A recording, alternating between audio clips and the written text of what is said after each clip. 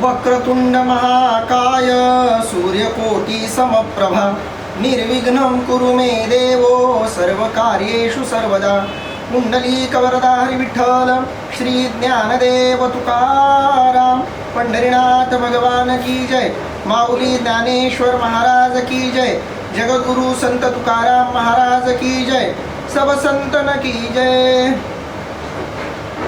माऊली महावैष्णव ज्ञानोबारायांच्या परमश्रेष्ठ अशा ज्ञानेश्वरी ग्रंथाचे चिंतन करत आपण 5व्या अध्यायातल्या 92 क्रमांकाच्या ओव्यांपर्यंतचा टप्पा पार पाडलेला आहे।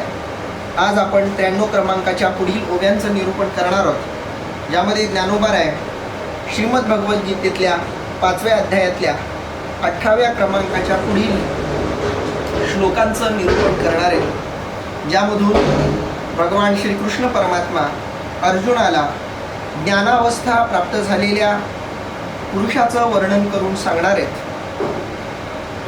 ज्यामध्ये भगवान श्रीकृष्ण परमात्मा अर्जुनाला सांगतायत, विद्या विनय संपन्ने ब्राह्मणे गविहस्तिनी शुनी चैव शपाके च पंडिता समदर्शिनः।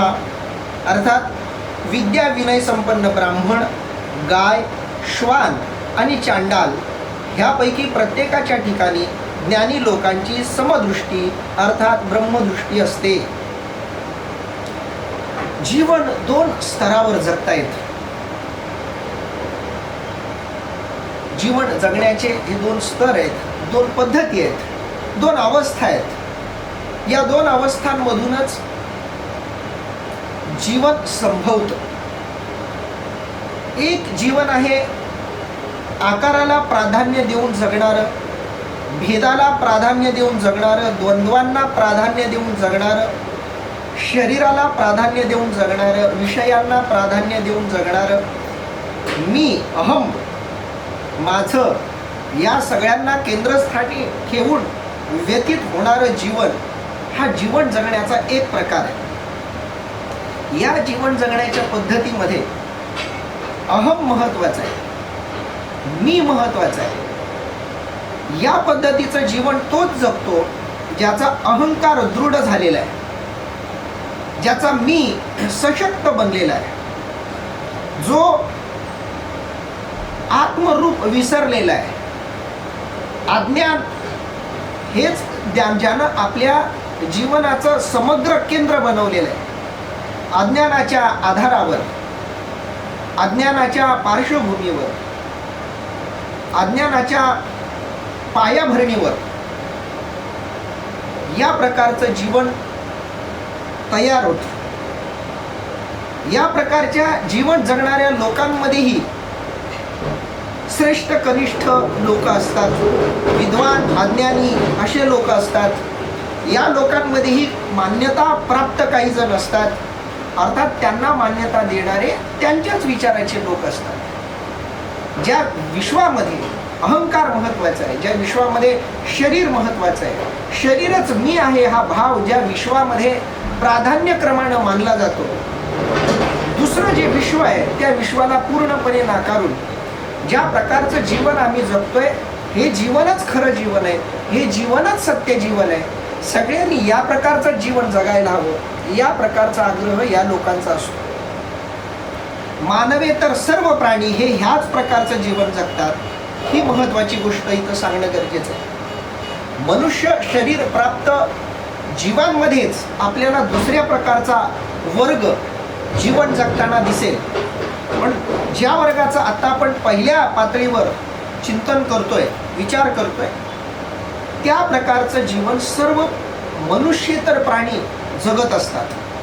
कारण प्राण्यांना शरीराच्या पलीकडे काही माहीत नसतं। शरीराची वासना, शरीराची भूक, शरीराची तहान पूर्ण करणं यासाठीच सामान्य मनुष्येतर प्राणी धडपडत असतात।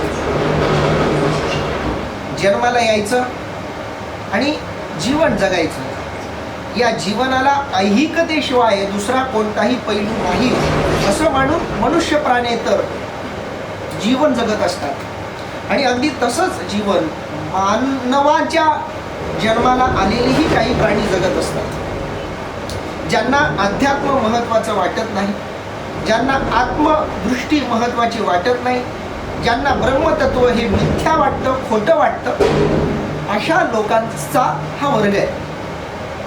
आता आपोआपच मी शरीर आहे ही भावना आली की मग शारीरिक वासना ही माझ्या आहेत ही भावना आली आणि त्या वासना माझ्या आहेत असं मानलं की त्या वासनांच्या अनुरूप जे पापपुण्यात्मक कर्म घडतं त्याची जबाबदारीही स्वतःकडे आली.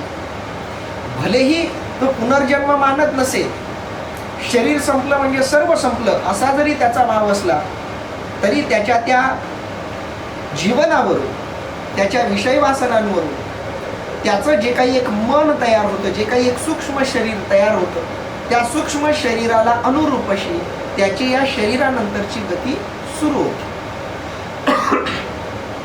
या वर्गाला सामान्यतः भेदच दिसत असतो.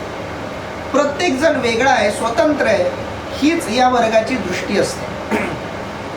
अनन्य साधारणत्वाची जी संकल्पना आहे ती या वर्गामध्ये ठासून भरलेली असते. एकत्रीकरण या लोकांना मान्यच होत नाही. हा या प्रकारच्या लोकांच्या विचारांचा उच्च स्तर आहे. एक्स्ट्रीम लेवल ज्याला आपण म्हणतो ती ही आहे की यांना सगळं वेगवेगळं वाटतं, एकासारखं दुसरं नाही असा त्यांचा विचार असतो. आणि मग त्याला तर्कही तसेच मिळतात. कारण प्रकृती हे या लोकांच्या जगण्याचा मूलाधार आहे. प्रकृतीच्या नजरेतून ते या जगाला बघतात. कारण दुसरं जे परमात्म रूप अस्तित्व आहे ते त्यांनी पूर्णपणे नाकारलेलं असतं. परमात्म्याच्या शिवायचं जे प्रकृतीवर आधारित असलेलं अस्तित्व आहे ते त्यांनी पूर्णपणे स्वीकारलेलं असतं. इहवादी, जडवादी, भौतिकतावादी, लौकिकवादी या वेगवेगळ्या नावांनी आपण या प्रकारच्या जीवन प्रणालींना ओळखतो. या जीवन प्रणालींमध्ये नैतिकता नसते का? तर असते. असं नाही की हा वर्ग पूर्णपणे अनैतिक असतो, नाही. याही वर्गामध्ये नैतिकता असते. याही वर्गाचे काही सामाजिक संकेत असतात, सामाजिक नीतिमत्ता असते. त्या सामाजिक नीतिमत्तेचं पालन हाही वर्ग करतो. पण आध्यात्मिक दृष्ट्या विचार केला तर या वर्गाला मोक्ष संभवत नाही, मोक्ष प्राप्ती संभवत नाही. आणि म्हणून जो भेद दृष्टीनं जगाकडे पाहतो तो अभेदावस्थेला पोहोचत नाही. कारण मोक्ष म्हणजे अभेदावस्था, ती अवस्था त्यांना प्राप्त होत नाही. कारण त्यांचं लक्ष प्रकृतीवर असतं आणि प्रकृती कधी एकसारखे दोन कधी बनवत नाही. प्रकृतीचं हे वैशिष्ट्य आहे. प्रकृती ही कधीही कॉपी करत नाही. अर्थात प्रकृती हे जे काही करते ते ब्रह्माच्या परमात्म्याच्या अधिष्ठानानंच करते, ब्रह्माच्या परमात्म्याच्या आधारानं करते, हे इथं सांगणं महत्वाचं आहे. पण प्रकृतीचं हे वेगळेपण इतकं कौशल्यपूर्ण आहे की तुम्हाला या पृथ्वीवर माणसासारखा माणूस दिसणार नाही. या पृथ्वी तलावर माणसाच्या प्रत्येक अवयवाची रचना वेगवेगळी केली गेलेली तुम्हाला दिसेल. एका रचनेसारखं दुसरं कुणाचंही शरीर नाही, ना कुणाचे काही अवयव नाहीत. या प्रकारचं रूप तुम्हाला इथं बघायला मिळेल. कारण प्रकृती कधीही कोणत्याही गोष्टीची कॉपी करत नाही. ती स्वतंत्रपणे प्रत्येक गोष्ट निर्माण करत असते. हे या प्रकृतीचं वैशिष्ट्य आहे. म्हणून विज्ञानही असं म्हणतं की या जगामध्ये जेवढी माणसं आहेत तेवढ्या प्रकारचे थंब आहेत. एका थंबसारखा दुसरा कोणाचा थंब नाही. म्हणजे जर माझा थंब असेल तर माझ्या या थंबसारखा जगामध्ये दुसरा कोणताही थंब तुम्हाला सापडणार नाही. माझ्या डोळ्यासारखे डोळे तुम्हाला जगात दुसरीकडे कुठेही सापडणार नाही. माझ्या डोळ्याची रचना युनिक आहे, माझ्या थंबची रचना युनिक आहे, माझ्या अवयवाच्या प्रत्येक भागाची रचना युनिक आहे. तुम्हाला माझ्या शरीरासारखं शरीर इतरत्र सापडणं अवघड आहे. हे शरीर वेगळं आहे, या शरीरासारखं शरीर नाही. या शरीराच्या थंब सारखा दुसरा कोणाचा थंब नाही. प्रत्येकाचा चेहरा वेगळा. अगदी जुळे भाऊ जरी असले दोघं, तरी त्या दोन जुळ्या भावांच्याही सगळ्या शारीरिक मानसिक सगळ्या प्रकारच्या प्रक्रियेमध्ये भेद असतो. इतकंच नाही तर आतापर्यंत जगात जेवढे सजीव होऊन गेले असतील त्या प्रत्येक सजीवाचा थंब वेगळा. एका थंब सारखा दुसरा थंब आपल्याला सापडणार नाही. एवढी विविधता, एवढं वैविध्य या निसर्गानं प्राप्त केलेलं आपल्याला दिसेल. आणि या विविधतेवर आधारित असं जीवन जगणारा एक मोठा वर्ग आपल्याला समाजामध्ये दिसेल. या वर्गाची संख्या मोठी आहे. या प्रकारे जीवन व्यतीत करणाऱ्यांची संख्याही मोठी आहे. त्यांचं जगणं भेदयुक्त आहे. त्यांच्या जगण्यामध्ये द्वैत आहे. त्यांच्या जगण्यामध्ये देह केंद्रितता आहे. त्यांचं जगणं भौतिकवादी आहे.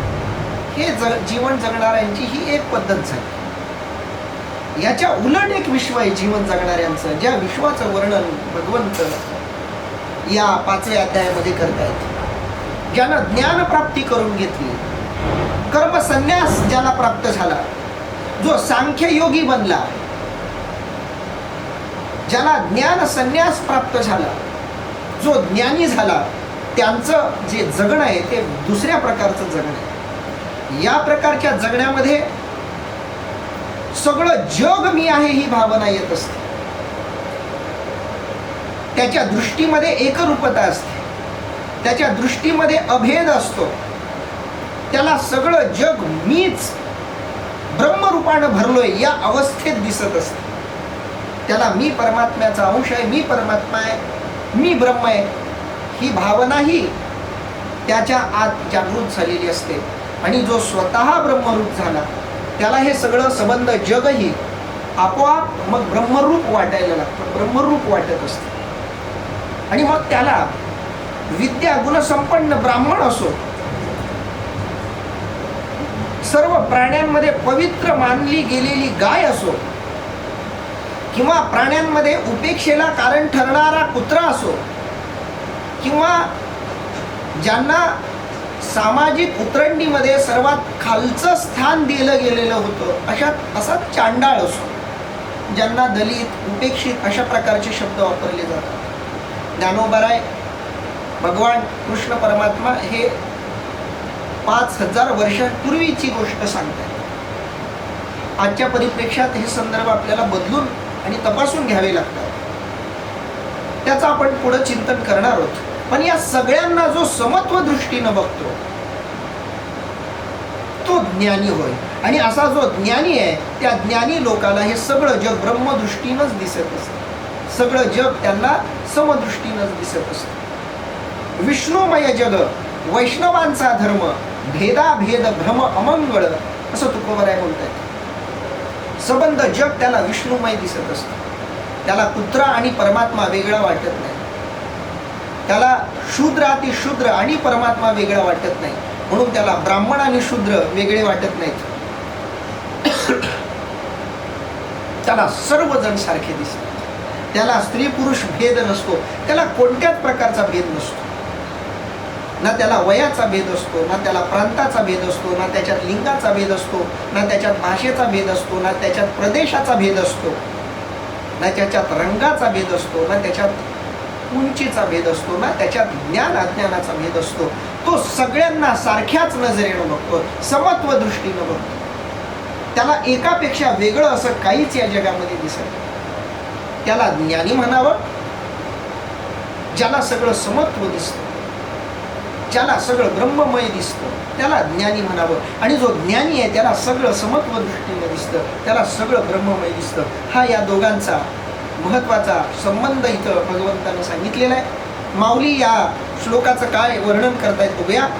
मग हा मशको हा गजू, की हा श्वपचू हा द्विजू, पैल इतरू हा आत्मजू, हे उरेल काय. माऊली उलट प्रतिप्रश्न करून आपला आशय स्पष्ट करतायत. माऊली म्हणतायत,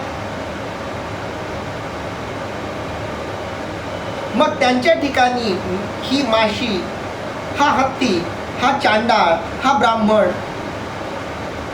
हा परका, हा आपला मुलगा, हा भेद कोठून उरणार? ज्याला आत्मदृष्टी मिळाली त्याला या जगामध्ये कधीही भेद दिसत नाही. तो कधीही भेदाची भाषा बोलणार नाही. कोणाच्या भाषेत भेदभाव येत असेल, तो भेद येत असेल तर समजावं अजून समत्व दृष्टी प्राप्त झालेली नाही. समत्व दृष्टीच्या आणखी तो अलीकडे आहे. समत्व दृष्टीच्या पहिलं तीराला पलीकडं तो अजून गेलेला नाही. हे एक साधं सूत्र, एक साधा निकष इथं भगवंताने दिलेला आहे. मग हा मशकू हा गजू, मग हा मशक आहे. मशक म्हणजे माशी आहे. क्षुल्लक अशी ही माशी आणि हा गजू म्हणजे हा हत्ती आहे.